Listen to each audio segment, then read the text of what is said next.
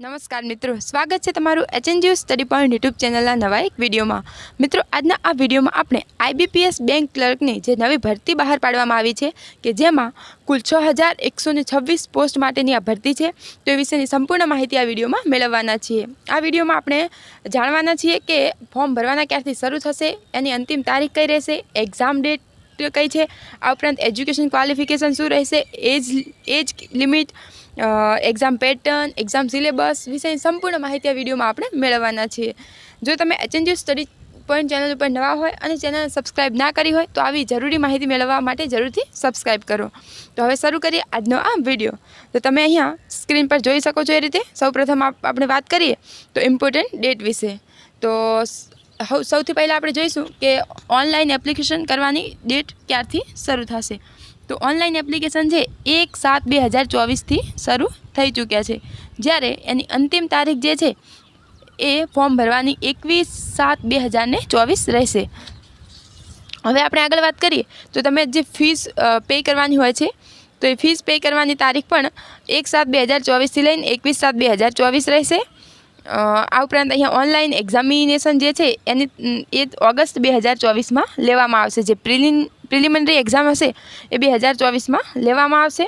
આ ઉપરાંત અહીંયા મેઇન્સ માટે પણ એનો મંથ આપી દેવામાં આવે છે, અને તો જે મેઇન્સ છે એ એક્ઝામ ઓક્ટોબર 2024માં લેવામાં આવશે। તો આના જે ફોર્મ છે એ ભરાવાનો ઓલરેડી શરૂ થઈ ચૂક્યા છે। હવે આપણે આગળ એજ્યુકેશન ક્વોલિફિકેશન, એજ લિમિટ એ બધું જોઈશું। જો તમને લાગુ પડતું હોય તો જરૂરથી ફોર્મ ભરી દેવું, આ ખૂબ જ સરસ વેકેન્સી છે।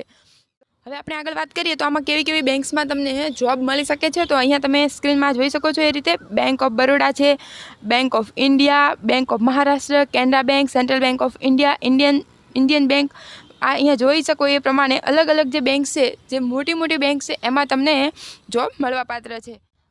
હવે આગળ આપણે એની એજ લિમિટ વિશે વાત કરીએ તો એજ લિમિટમાં મિનિમમ 20 વર્ષ હોવા જોઈએ અને મેક્સિમમ 28 વર્ષ, આની વચ્ચે તમારી ઉંમર હોવી જરૂરી છે। અહીંયા બર્થ ડેટ પણ આપી દેવામાં આવી છે કે જો તમે 2/7/1996થી 1/7/2024ની વચ્ચે તમારો જન્મદિવસ આવતો હોય તો તમે ચોક્કસથી એના માટે એલિજિબલ છો।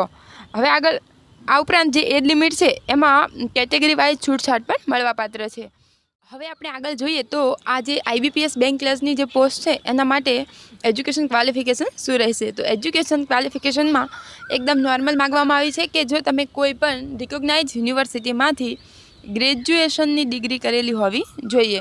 જો તમે ગ્રેજ્યુએટ છો, જો તમે સ્નાતક છો, તો એટલે કે તમે કોઈ BA કર્યું હોય, BCom કર્યું હોય, BBA કર્યું હોય, કોઈ પણ જે ગ્રેજ્યુએટ ડિગ્રી તમે પ્રાપ્ત કરી હોય તો તમે આના માટે એલિજિબલ છો। આ ઉપરાંત તમને કોમ્પ્યુટરનું સામાન્ય નોલેજ પણ હોવું જોઈએ અને તમારી પાસે કોઈ એક જે સર્ટિફિકેટ હોય કોમ્પ્યુટરનું એ હોવું જોઈએ, અથવા તમારે જે ધોરણ 12માં કે એવી રીતે કોઈ ધોરણમાં તમે કોમ્પ્યુટર વિષય ભણેલા હોવા જોઈએ।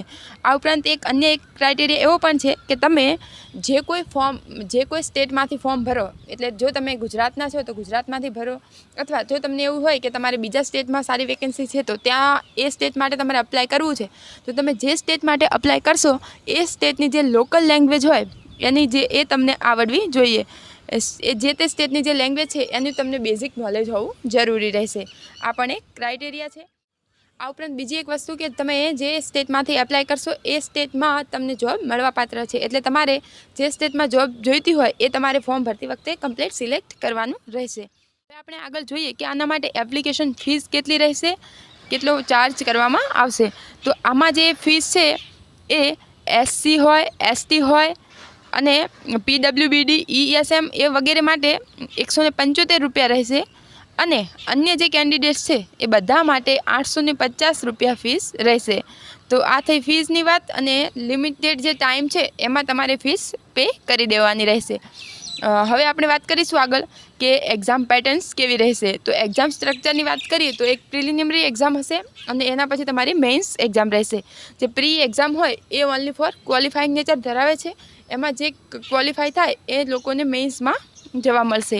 તો જે એક્ઝામ સ્ટ્રક્ચર છે એમાં તમે અહીંયા જોઈ શકો છો એ રીતે કુલ 3 સબ્જેક્ટ છે, તેમાં છે ઇંગ્લિશ લેંગ્વેજ, જે ઇંગ્લિશ મીડિયમમાં રહેશે, અને એના 30 ક્વેશ્ચન્સ આવશે, 30 માર્ક્સ રહેશે અને 20 મિનિટ જેટલો એના માટે સમય રહેશે। આ ઉપરાંત એના પછી જે બીજો સબ્જેક્ટ છે એ ન્યુમેરિકલ એબિલિટી, કે જેમાં અહીંયા એ કઈ મીડિયમમાં રહેશે, તમારે ધારો કે તમારે ગુજરાતીમાં આપવું હોય તો તમે ગુજરાતી ભાષામાં, હિન્દીમાં આપવું હોય તો હિન્દી ભાષામાં, જો તમારે મરાઠીમાં આપવું હોય તો મરાઠીમાં, એવી રીતે જે ભાષામાં તમારે આપવું હોય, જે કુલ 13 પ્રાદેશિક ભાષાઓ છે એમાંથી કોઈમાં પણ તમે આપી શકશો।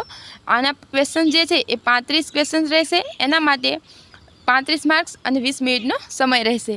ત્યારબાદ છે રીઝનિંગ એબિલિટી, તો એમાં પણ કુલ 35 ક્વેશ્ચન્સ અને 35 માર્ક્સ અને 20 મિનિટનો સમય। આમ કુલ પ્રિલિમિનરી જે એક્ઝામ છે એમાં નંબર ઓફ ક્વેશ્ચન રહેશે 100 માર્ક્સનું પેપર રહેશે અને 1 કલાકનો તમને સમય મળવાપાત્ર રહેશે।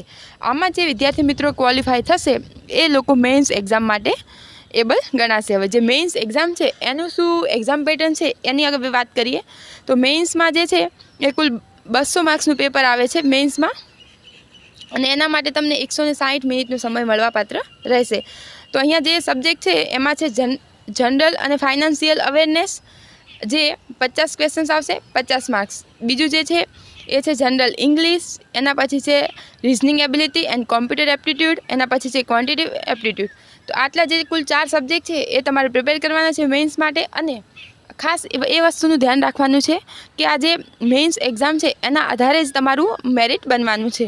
તો જે પ્રી છે એ માત્ર ક્વોલિફાઈંગ નેચર છે અને મેઇન્સના આધારે તમારું મેરિટ બનવાનું છે।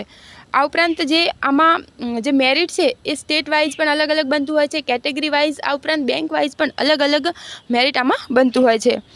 તો આ ખૂબ જ એક ઉત્તમ ચાન્સ છે તમારા માટે। અને જે વિદ્યાર્થી મિત્રો એલિજિબલ હોય, આના માટે જે ક્રાઇટેરિયા છે એ તમે પૂર્ણ કરી શકતા હોય તો તમારે જરૂરથી આમાં એપ્લાય કરવું જોઈએ। અને એક્ઝામ ડેટ અને બધું આપી પણ દેવામાં આવ્યું છે, એટલે આ ભરતી ખૂબ જ ઝડપથી પૂરી થશે એ તમે અહીંયા જોઈ શકો છો। તો મિત્રો આ હતો આજનો આ વિડીયો કે જેમાં આપણે IBPS બેંક ક્લર્ક વિશેની સંપૂર્ણ માહિતી મેળવી। આ સાથે તમે જો આ નોટિફિકેશન છે એ આખું PDF સ્વરૂપે જોવા માંગતા હોય તો તમે ટેલિગ્રામ ચેનલ HNGU સ્ટડી પોઈન્ટમાં જરૂરથી જોઈન થઈ જજો। એમાં તમને આ જે નોટિસ છે એ સંપૂર્ણ અપલોડ કરી લેવામાં આવી છે, તે તમે ત્યાંથી જોઈ શકશો। તો મિત્રો થેન્ક્સ ફોર વોચિંગ।